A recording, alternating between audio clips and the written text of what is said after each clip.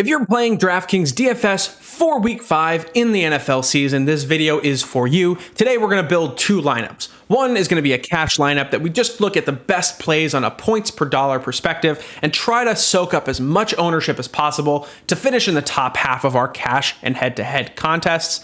The second lineup we're going to build is a tournament lineup where we kind of do the exact opposite of what we did in the cash lineup and build one that nobody else is going to have, that's going to give us a lot of upside and a high amount of correlation, which will potentially let us win that $1 million prize. Make sure you subscribe, comment, follow, share, like, do all the things to let me know that you enjoy this content. And let's get into this one. Quarterback is a very interesting position this week, as it always is. We have some high-priced options in Josh Allen, who has all of the upside in the world, Jalen Hurts, who has all the upside in the world, some of these mid-tier guys like Kyler, Herbert, and Cousins, who could go off on a game-to-game basis. And then we go down, there are a couple guys who could pay off on a points per dollar perspective. Geno Smith won the millie for someone last night, or yesterday, 34.7 points at the quarterback, which is just absurd. He had a great game. I'm not going to put Zach Wilson on this list, but we are going to talk about Teddy Bridgewater, who is going up against the Jets. Very interesting play. I don't know if I'll land on in cash, but from a points per dollar perspective, given how much they throw the ball and Teddy's knowledge of the offense, I believe he is in play as well. For our purposes, we're going to lock in Jalen Hurts as our quarterback. Just given his dual threat ability and the fact that they're playing Arizona, he could be in for a monster game yet again. Running back, I don't think we need to pay up this week. There are guys like McCaffrey and Henry and Chubb at the top of this list who can absolutely break slates. And we saw that, with Austin Eckler last week. Another millie winner, 34.9 points. Just dominated against the Houston Texans. Has a little bit of tougher challenge against Cleveland this week, but they may be without Myles Garrett. He's one to monitor. We're not going to throw him in just yet, but he's someone to look out for. The guy we are going to play right now is Jamal Williams, with DeAndre Swift expected to be out for another week before their bye in week 6. Jamal Williams absolutely dominated last week, 19 carries, 108 yards. He broke a big one for 50 yards, had 2 touchdowns with 3 targets in the offense. Phenomenal usage, decent price. I think he comes in pretty highly owned in a game that should be decently high scoring, all things considered. We don't historically think of Detroit as like the fantasy gold mine in terms of points, but they are the number 1 scoring offense right now, and they've given up the most points on defense, so it just makes sense to get guys in this game. The next guy we're going to grab is another breakout from last week. That's Damien Pierce, rookie running back for the Houston Texans at 6,200. He got 14 carries for 131 yards and a touchdown, and then another 6 targets, 6 catches on the ground. Not amazing yardage on those catches, but 6 targets for our running back is so elite in DraftKings. He is an absolute stud. Should be more involved moving forward as they start to phase Burkhead out. Pierce is the guy. Next up is probably the most mispriced player on the slate is Mike Evans at sub 7K right here at 6,900. 10 targets for him coming out of his suspension. He balled out last night and is clearly Brady's favorite red zone target. He is so mispriced at this point. I can't imagine not playing him in this high scoring environment in Atlanta where he should get another 10 targets. Skipping down to tight end, just so we know exactly what we're working with on a salary perspective, we're going to lock in Dalton Schultz here. As Dak Prescott gets healthier, we expect him and Dalton Schultz to come back and dominate.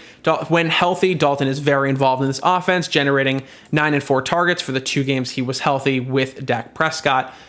We are expecting him to dominate that 3.4K price, and having him there gives us just a little bit more flexibility in other spots of our roster. Now, assuming he comes out of tonight's game healthy, Jeff Wilson Jr. is going to be our 3rd cash running back this week.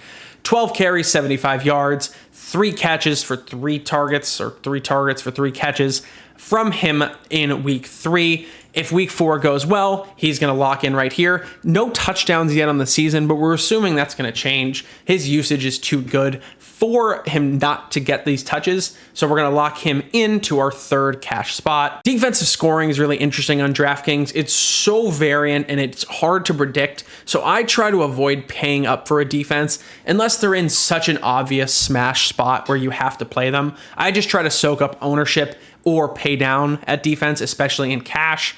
I think the Texans going up against Trevor Lawrence and the Jacksonville Jaguars makes some sense. They've been a half decent unit. And if you look at Trevor Lawrence's box score from last week, a pick and 4 fumbles, 4 lost. He did not take care of the ball last week. And while he has only 1 other pick on the season, I worry that his offensive line is going to struggle and they won't be able to score as many points this week. So we're going to put the Texans in for now. That one's obviously subject to change because defense is so variant. But they're going to let us do some other things in our lineup that we're really excited about. I'm going to pencil in Robert Woods for now. I know I said, we're going to make this a fun change, and that's like not exactly fun playing a receiver coming off an ACL injury. But with Treylon Burks probably out with turf toe next week, the Washington Commanders is a smash spot for the Tennessee offense, and Robert Woods should benefit the most from having Treylon Burks out. He usually sees around 4 to 5 targets a game, outlier there at 9 against Las Vegas. I expect him to see around 8 targets, and at that 5.2 price, as the alpha in this offense, I would expect him to pay off value here. And now we get really fun. We're going to grab Chris Olave to fill out our last cash spot. He has had so many targets throughout these first couple games, 13, 13, and 7. Some of this coming while Michael Thomas and Landry and other receivers on this offense have struggled with injury. He is clearly Jameis Winston's favorite target, and Jameis Winston, who should be back this week, should target him heavily. I'm anticipating a smash spot from him. He is probably my favorite play on the slate, along with Mike Evans and Jamal Williams. That should do it for our cash lineup. Let's go play some tournaments. Let's take a look at these lineups. The first thing I want to do is actually, build my quarterback double stack with a bring back. I think there's a lot of value right now at quarterback, and there's one player that I'm really excited to play this week. Tua is out this week. Teddy Bridgewater should get the start in this spot in service of Tua last Thursday night as his backup. Did 14 of 23 for 60% completions, 193 yards, touchdown and a pick. That is a phenomenal game, all things considered. Coming in the middle, not having all the prep time, he should do a lot better in this game, and he's incredibly stackable, which is great, with Tyreek Hill, who's his wide receiver 1, and Jalen Waddle, who will be his wide receiver 2. We saw Tua throw for like 600 yards to these two.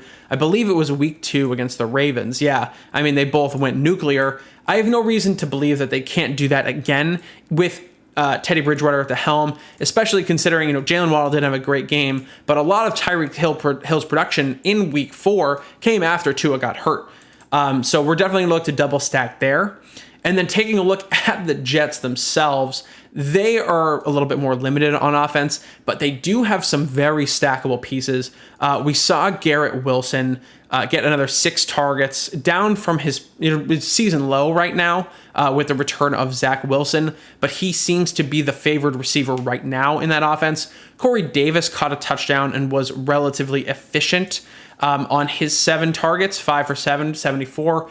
He has shown rapport with Zach Wilson in the past, so I'm going to look to include him. And Elijah Moore, who is very similarly priced but not as involved, has all the talent in the world and can definitely be part of this offense as they build. I'm going to grab Garrett Wilson. He's another $200 more expensive than the other two, and his involvement's great, so I'm going to include him there. I'm going to build a secondary stack with this Atlanta-Tampa Bay game. I think Kyle Pitts I wouldn't say he's grossly underpriced, but for his talent and potential, and considering what Kelsey just did to the Bucs defense last night, in that Sunday night game, I think we could be in for the Kyle Pitts breakout game finally. Only 4 targets last week, has like 8 to 10 to 12 target potential, and can break the bonus at tight end. Yet to see his first touchdown. I'm hoping that happens in this game, and we're gonna stack him with Tom Brady's not favorite goal line option, but favorite receiving option in Chris Godwin. He got a little banged up in that game last night, but came back, was healthy, and is just so clearly a part of the offense when he's healthy that 59 price tag is just too low for a healthy Chris Godwin. On the defensive side, let's see how the Rams do on Monday night. But I'm going to go with the Dallas Cowboys in this one. Micah Parsons just gets a sack a game, and Matt Stafford turns the ball over a lot. So we're going to try to stack against Matt Stafford here. Plan on him making at least 2 mistakes. Hopefully one goes into the end zone. Their Cowboys are underpriced in this point, so I'm willing to take them against the Rams, and then we'll go from there. There are a ton of options at running back this week. Think about Rashad Penny, who just destroyed in that Detroit game. You have McKissick, who's super involved in the passing game in Washington. I'm going to go up a little bit and grab Ramondre Stevenson for the New England Patriots.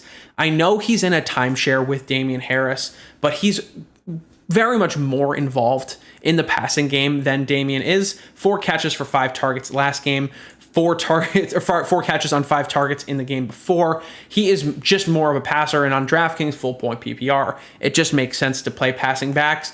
We still don't know who the quarterback situation, who they're going to play this week, whether it's Mac Jones or Brian Hoyer or Bailey Zappi. All 3 of them should be in a position to check down a Ramondre Stevenson early and often. And in this environment that actually is projected to go pretty high, that 46.5, I find myself wanting to click at least one of the New England running backs in this game. I don't think the Texans are that bad of a team. I am playing their defense in cash right now. But that doesn't mean that James Robinson can't have a patented career day against them.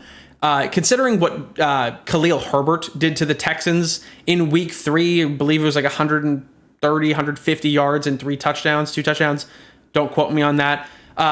James Robinson has a very similar, if not better, skill set, and I think he could be in for a monster game this week at his current price tag of $6,400. It's the most expensive he's been, and while he definitely did not pay off in a weird game in Philly last week, he absolutely has the upside to smash here, and that's going to complete our tournament lineup first look for week 5. Let me know what you guys think down below. Make sure to comment, subscribe, and let me know you want to see more daily fantasy content. I'll catch you in the next one. Peace.